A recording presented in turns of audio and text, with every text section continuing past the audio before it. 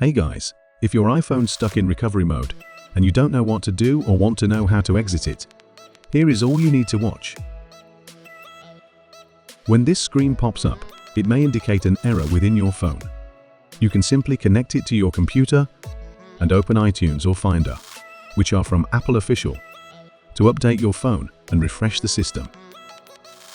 If the update is not fixing the problem, you can also use system repair tool like ReiBoot to exit it in one click or repair your phone without data loss. If you don't have a computer, you can manually exit it or fix it with another iPhone. Here, I will walk you through it. On your phone, you can do a force restart. Click volume up button, then volume down, then press and hold the side button until the Apple logo appears. Once you see the logo, let go of the button and your phone should return to normal.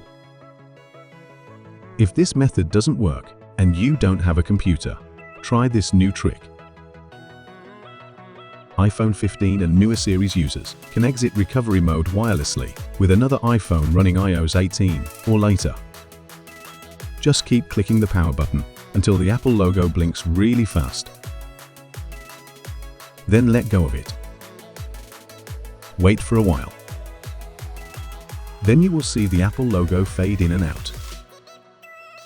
The wireless restore page will appear and a pop-up will show on the other iPhone.